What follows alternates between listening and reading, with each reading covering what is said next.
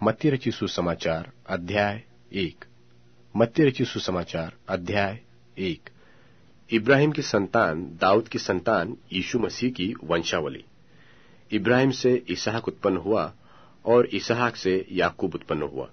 और याकूब से यहूदा और उसके भाई उत्पन्न हुए। यहूदा से फिरिस और यहूदा और तमार से जोरह उत्पन्न हुए और फिरिस ने हिस्रोन उत्पन्न हुआ और हिस्रोन से एराम उत्पन्न हुआ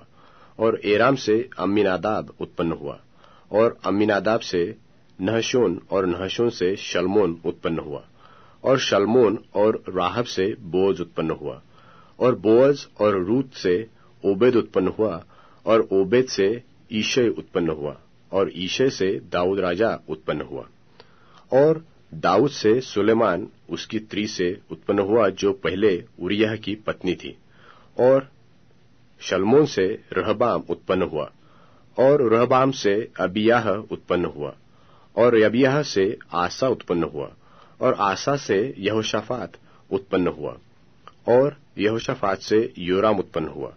और योराम से उज्जियाह उत्पन्न हुआ और उज्जियाह से योताम उत्पन्न हुआ और योताम से आहाज उत्पन्न हुआ और आहाज से हिजकिय्याह उत्पन्न हुआ और हिजकिय्याह से मनश्शेह उत्पन्न हुआ और मनश्शेह से आमोन उत्पन्न हुआ और आमोन से योशिय्याह उत्पन्न हुआ और बंदी होकर बाबुल जाने के समय से योशिय्याह से यकुन्याह और उसके भाई उत्पन्न हुए। बंदी होकर बाबुल पहुंचाए जाने के बाद यकुन्याह से शालतियेल उत्पन्न हुआ और शालतियेल से जरुब्बाबिल उत्पन्न हुआ और जरुब्बाबिल से अबीहूद उत्पन्न हुआ और अबीहूद से इल्याकीम उत्पन्न हुआ और इल्याकीम से जो ओजर उत्पन्न हुआ और ओजर से सदोक उत्पन्न हुआ और सदोक से अखीम उत्पन्न हुआ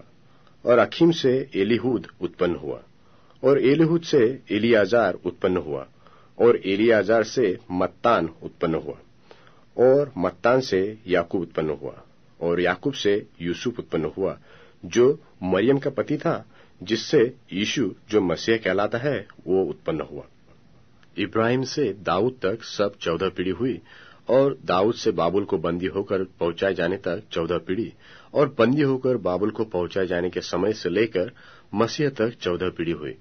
अब यीशु मसीह का जन्म इस प्रकार से हुआ कि जब उसकी माता मरियम की मंगनी यूसुफ के साथ हो गई तो उनके इकट्ठे होने से पहले वह पवित्र आत्मा की ओर से गर्भवती पाई गई। सो उसके पति यूसुफ ने जो धर्मी था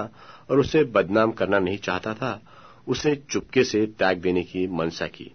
जब वह इन बातों के सोच ही में था तो प्रभु का स्वर्गदूत उसे स्वप्न में दिखाई देकर कहने लगा,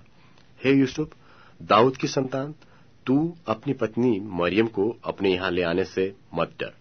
क्योंकि जो उसके गर्भ में है वह पवित्र आत्मा की ओर से है। वह पुत्र जनेगी और तू उसका नाम यीशु रखना,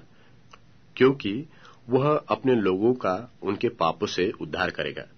यह सब कुछ इसलिए हुआ कि जो वचन प्रभु ने भविष्यवक्ता के द्वारा कहा था वह पूरा हो कि देखो, एक कुंवारी गर्भवती होगी और एक पुत्र जनेगी, उसका नाम इमानुएल रखा जाएगा, जिसका अर्थ यह है, परमेश्वर हमारे साथ।